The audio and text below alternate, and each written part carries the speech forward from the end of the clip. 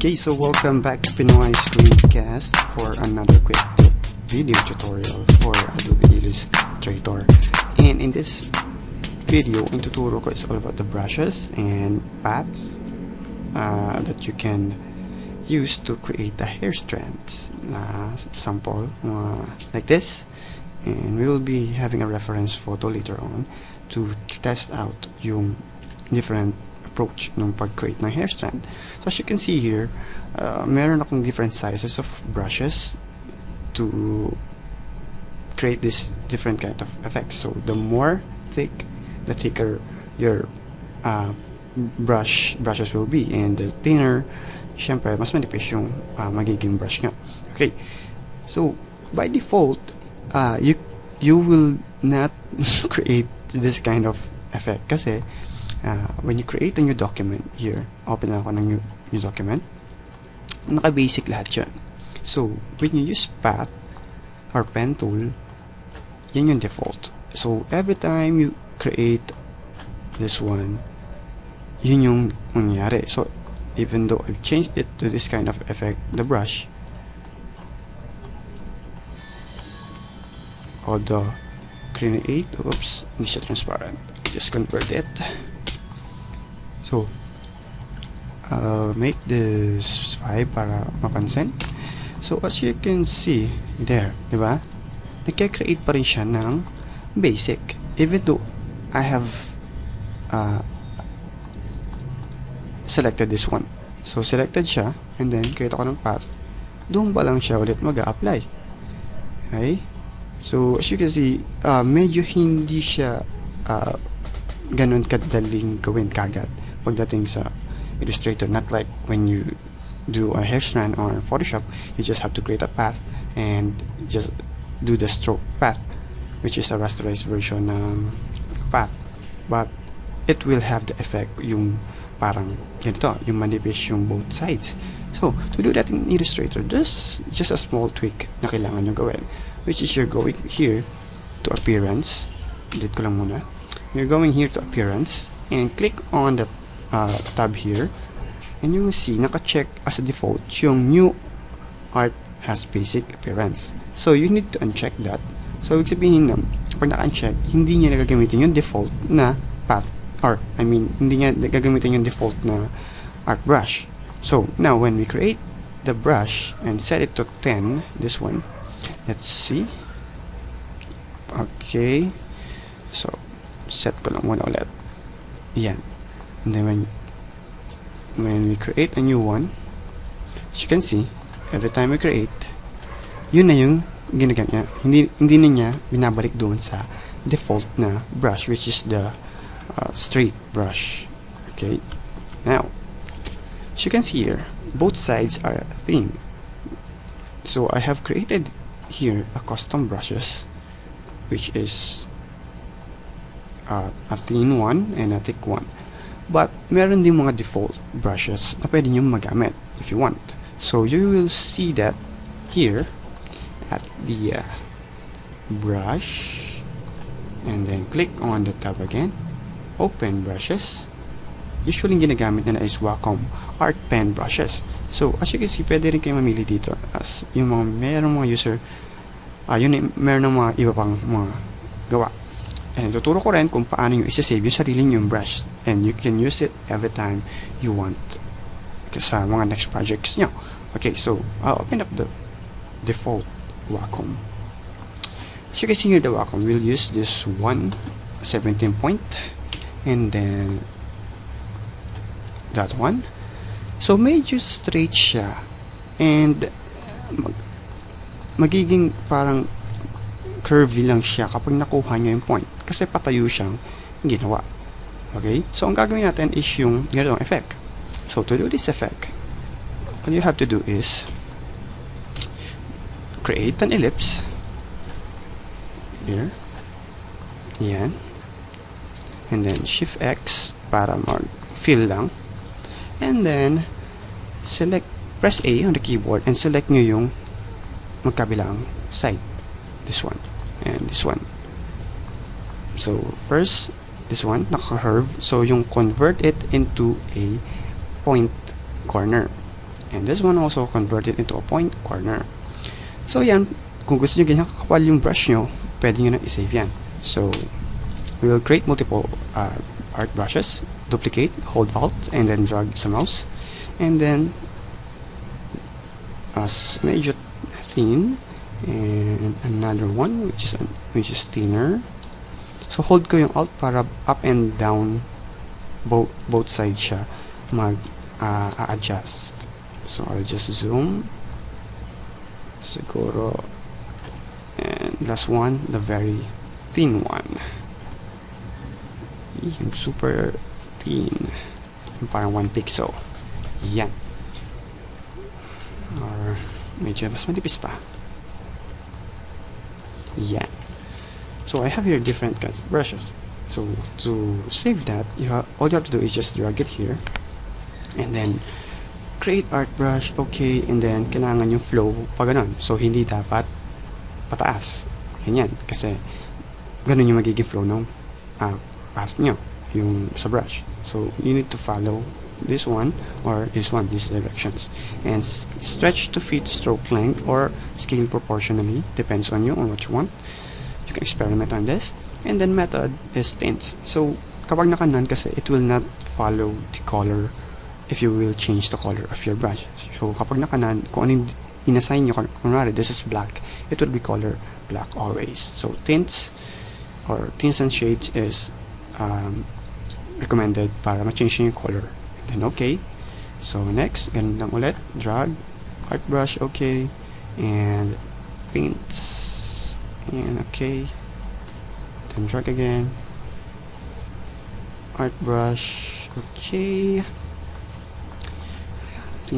So medyo paulit-ulit siyang gagawin, pero once you've created it, madali nyo siyang magagamit every time you open a document. And then tints, yeah. And also, for example, like this one, it's got art brush, and then hindi ko na set sa method na gusto ko. So set ko lang ulit, ganyan, pakita ko lang kung paano siya may edit ulit. None. Okay, so as you can see here, nandito na sila. I'll open up it here. I'll just close this kasi hindi ko nang gagamitan here. So here, double click nyo lang, and you can change the method. And things, and okay. So I'm using the CS6. I'm not sure kung double clicking then sa kabila will be applicable. Yon. Okay. Now next, how to save this? So you're going to click that tab again and then save brushes. So as you can see, it will be saved on the brushes folder sa Adobe Illustrator folder. So here I'll just save this as pointed brushes. Oops. As you can see, that AI na siyang nasa save. Parang dati it's a different brush method ata. Ayun. And now when we close this, and just don't save it, I'll just create a new one as a new document. Wala yung brushes, napansin nyo, wala siya dito. So to import that, just click it again, open brushes, user define, and pointed brushes, and you will now see the default brushes na ginawa nyo. Okay, now I'll be using a pen tab and a pen tool, and makikita nyo kung ano yung difference niya when it comes to creating hair strands. So traditional is a pen tool kapag wala kayong brush or wala kayong pen tablet. So I'll just create multiple path. I'll just open the reference photo here. So I've got this on DeviantArt here by Fantasy Stock. You can download it here if you want for practice purposes. And I'll just double click and create it as a template para when I shift Y or outline view, I can see the outlines ng aking path. And pen tool. So As you can see here, ganyan. So, naka-default pa ako. I'll just remove and then shift. So, 1 pixel, just this, and as you can see, manipis na yung dulo niya. And pen tool ulit. And now, control left click para maputol, same as sa Photoshop. Control click para mag next path. Yan. So, as you can see, parang sa Photoshop na siya. So, ganun lang yung tweaking. And also, now, when I select this, yan, create na siya ng, oops, different sizes.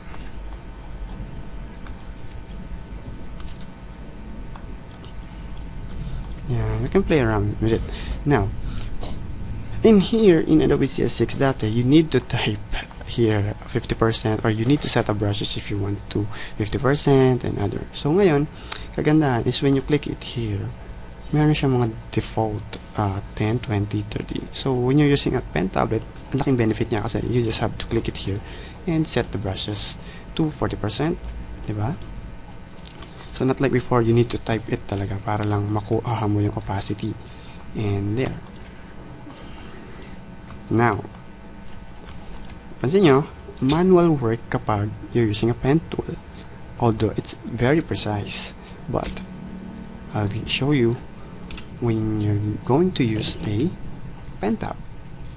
I'm using a pen tab, and I'll be using the brush kasi mahirap naman mag pen tool when you're doing brush. Although, depende.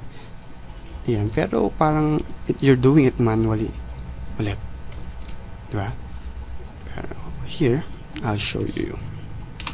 Kapag gamay nyo yung pen tab, is you're going to brush and click the brush that you want and just flow it here.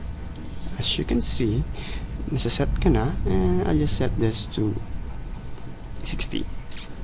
And brush, stroke lang kayo ng stroke, right? So it may not be precise, you can undo, pero as you can see here, diba, nakakapag-create na kayo ng different paths instantly.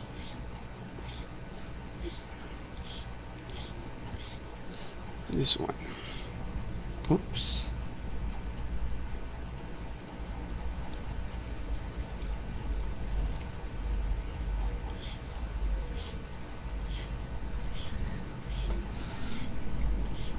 Now, here's another one. So, meron ako dito isa pang ginawa, which is this one.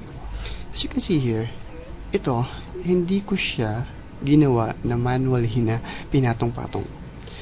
It's a custom art brush, which is here. As you can see, you can create a brush na meron na siyang multiple brushes inside. So, to show that, parang ganito. I'll create here this thick one and green, straight. So you can have a straight path for this. You can use a pen tool, pero for this demo, I'll be just showing you some manual. Just double click and tints. Oh, sorry, naka-fill pala ako. Yan. And yan. Okay, so green, I'll just create this effect, and then red. Whoops.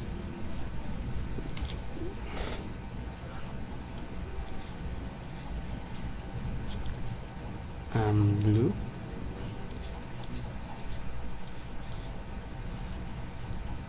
I'm just playing around with it. Now, as you can see, medyo parang it's a bulk of hair. Now, you can adjust this by simply rotating it. Press R para tumawid, and then you drag it here. Art brush again. Okay, straight line siya, and then method is none for now. And when I delete this, and when I go back here and use this, when I use the brush, boom, as you can see, instantly you can create a strand with that kind of effect. So you can experiment with it. You can follow the reference photo para yung sa color niya, which is sa akin din naman kasi is parang rainbow effect. But as you can see, mas madaling gumawa ng hair strand because of that, di ba? Okay. Right? The more precise kayo sa pag-create ng brush, the much better yung effect na kalalabasan niya. So that's how you do it on Adobe Illustrator. So hopefully you have learned something in this short video, and hope to see you on my next screencast.